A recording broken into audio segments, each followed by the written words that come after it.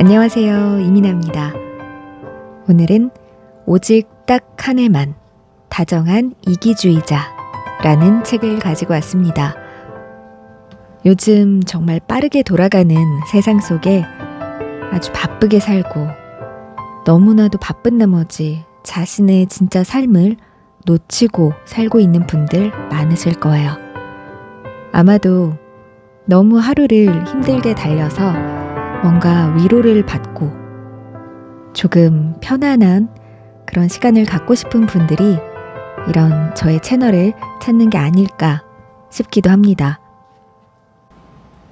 이 책은 일상에 지친 워킹맘과 심리학자 두 친구가 자신의 삶들을 찾기 위해서 1년 12달 동안 매달 서로에게 편지를 쓰며 한 달에 한 번씩 온전히 나를 아껴주는 자기 돌봄의 미션을 가지고 이야기를 나눈 그런 책이에요.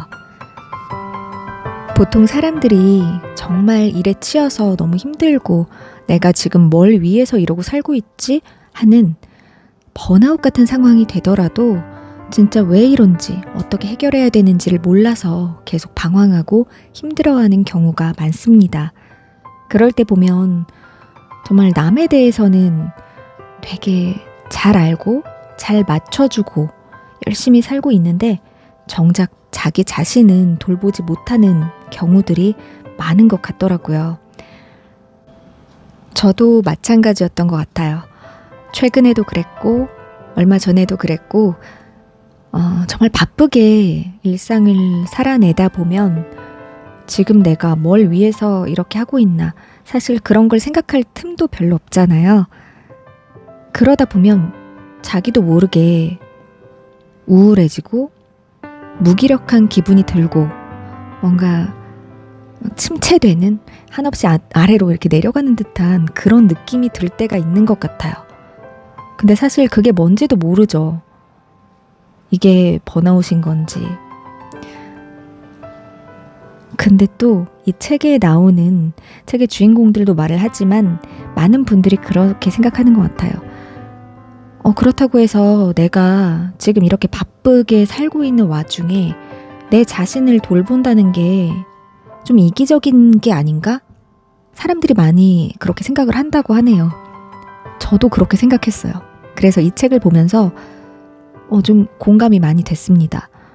나하고 비슷하게 생각을 하고 있었구나. 이 저자님들도. 그래서 이런 책을 쓴 거고 이런 이야기를 듣고 싶고 같이 자기 자신을 찾아가고 싶은 사람들이 많다는 거구나 하는 생각에 내가 이상한 게 아니구나. 네, 그런 생각을 하면서 좀 많이 위로를 받았다고 해야 될까요? 그런 면에서 도움이 좀 많이 됐습니다. 1년을 기준으로 보는 책이에요. 딱 한 해만 다정한 이기주의자가 되자는 책 제목에서도 알 수 있습니다. 나 자신을 찾는 일이 결코 이기적인 게 아니에요, 사실은. 하지만 주변 나를 둘러싼 가족, 나와 함께하는 이들에게는 괜시리 스스로 미안해질 수 있잖아요. 갑자기 당신들을 돌보며 살던 내가 나 자신을 돌보겠다고 하는 거니까. 하지만 그런 과정이 없이는 온전히 정말 행복하고 평안하게 오래도록 살아가는 게 힘들기 때문에 오직 딱 한 해만 다정한 이기주의자가 돼서 나 자신을 한번 돌봐보라는 그런 내용의 책이에요.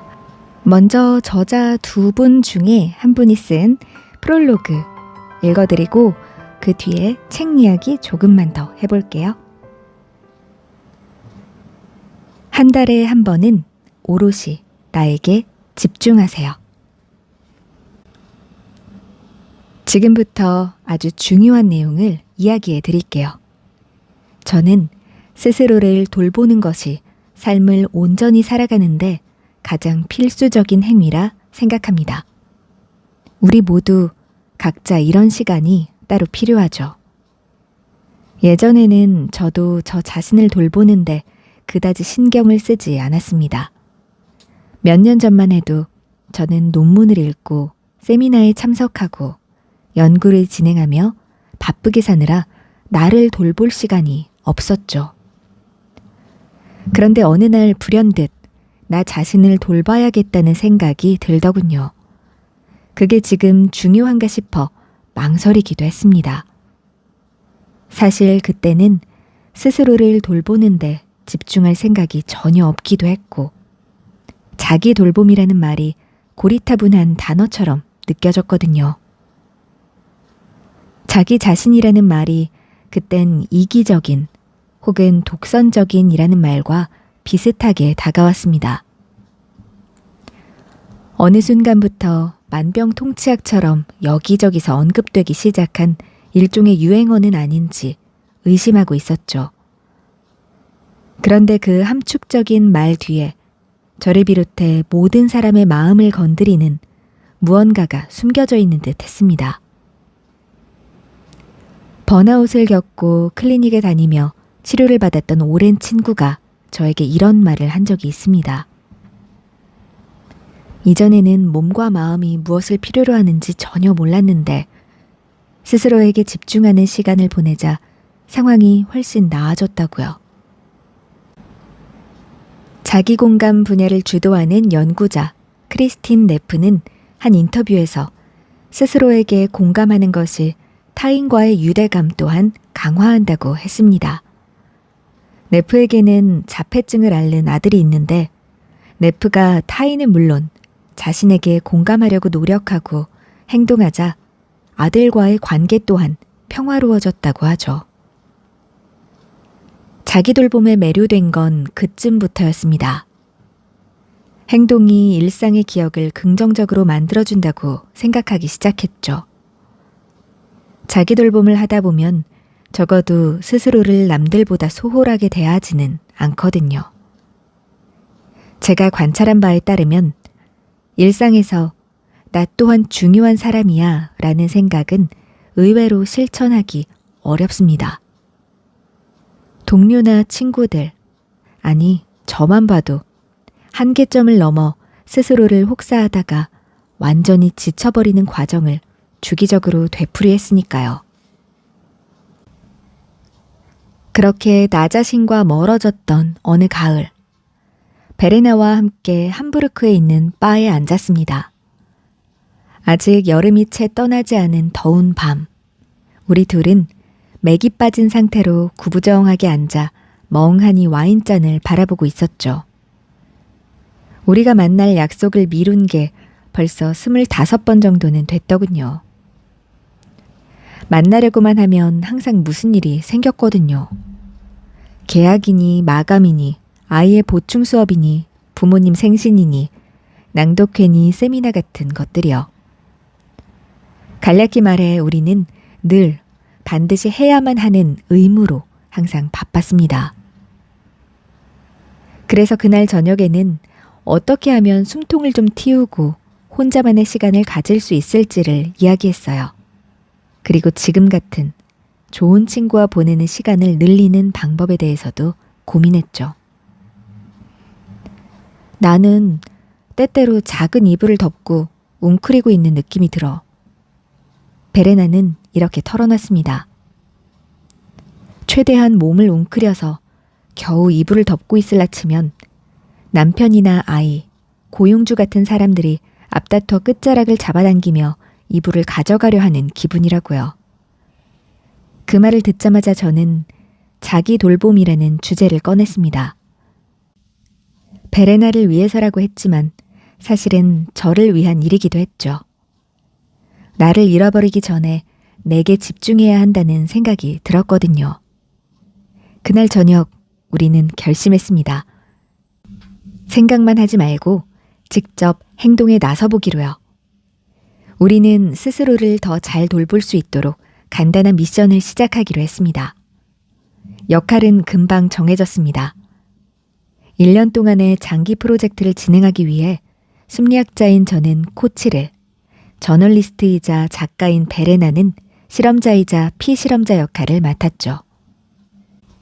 다음 해 1월부터는 베레나는 12번의 각기 다른 자기 돌봄 방법을 직접 체험한 다음 그 과정을 글로 적어보기로 했어요.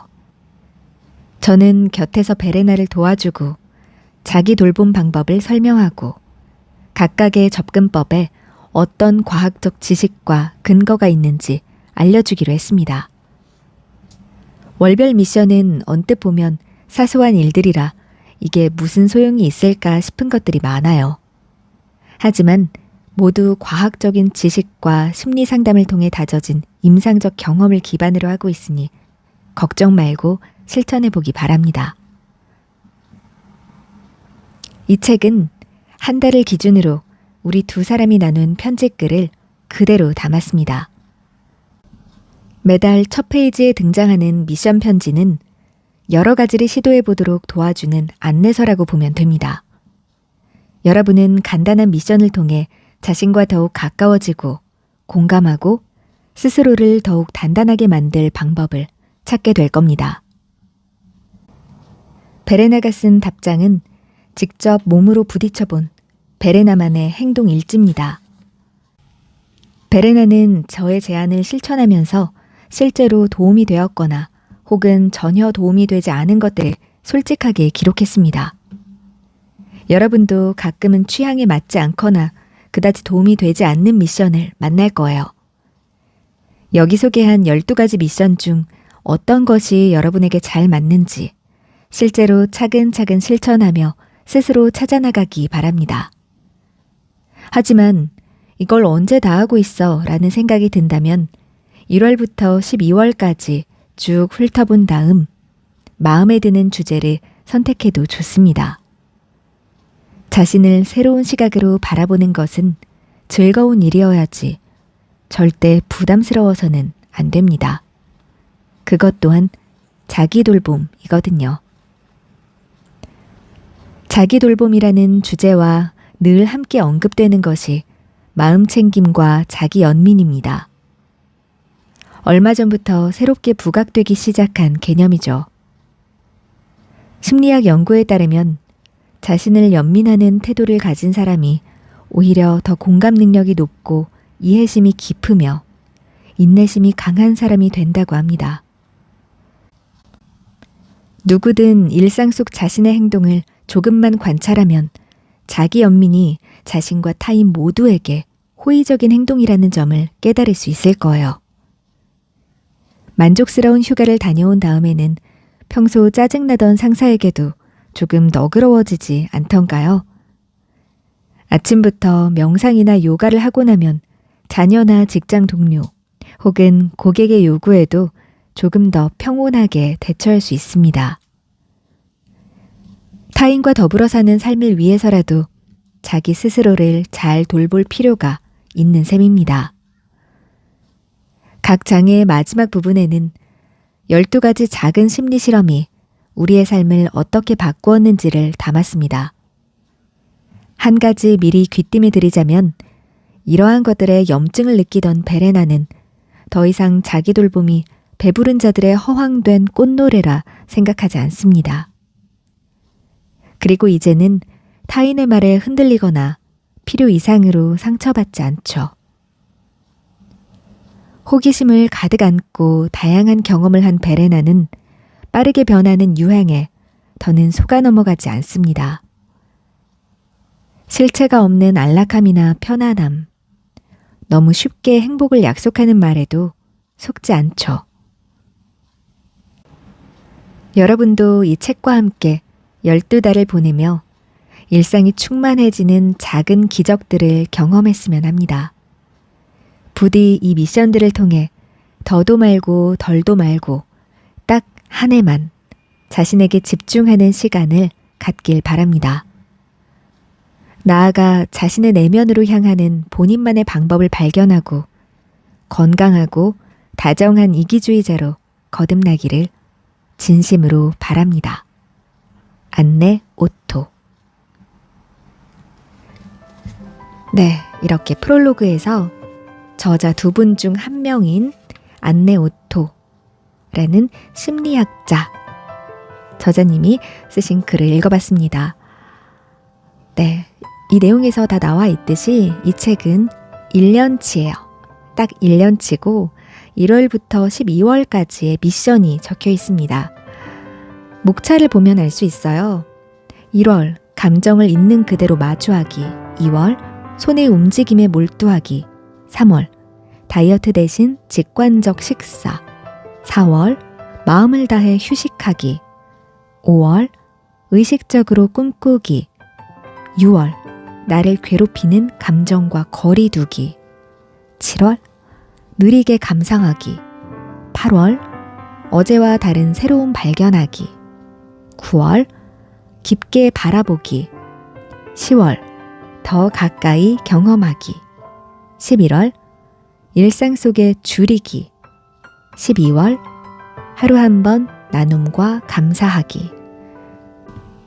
네, 저는 이 제목 아래에 있는 부제를 읽어드린 거예요. 제목은 또 달라요. 내 안에 나와 거리를 줄이는 법, 먹고 마시고 나를 사랑하라, 내 감정이 내가 아니라면 난 무엇일까, 이런 내용들이 있는데 일단 부제로 적혀 있는 것들이 진짜 미션의 내용 같아서 그걸 읽어드렸습니다.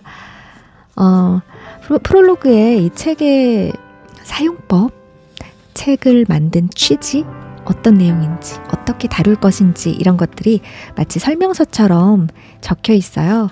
그리고 저자님이 심리학자이면서도 본인도 자기 자신을 찾고 싶었다, 이런 이야기를 진솔하게 나눠줘서 그 점이 참 좋았던 것 같습니다. 진짜 나를 찾고 자기 연민을 할 줄 아는 사람이 상대방에게 더 공감한다는 내용이 저는 굉장히 인상 깊었고요. 그래서 더 길게 보기 위해서 우리가 혼자 살려고 자기를 돌보는 게 아니고 다 같이 내 주변 사람들과 더 행복하게 오랫동안 안정적으로 더불어 살기 위해서 나를 찾아야 한다, 나를 돌봐야 한다, 이런 생각을 하게 됐어요. 진짜 이 긴 인생에서 1년쯤은 무조건 내 편이 되어줄 것, 이라는 말이 너무나도 와닿는 그런 책입니다. 자, 하나뿐인 나를 소중히 대하겠다, 그러고 싶다 하시는 분들은 이 책 한번 읽어보시면 좋을 것 같아요. 저도 한번 더 차근차근 더 꼼꼼히 책을 읽어보고 미션 수행하면서 지내보도록 하겠습니다. 네, 오늘도 좋은 시간, 좋은 하루 되세요. 고맙습니다.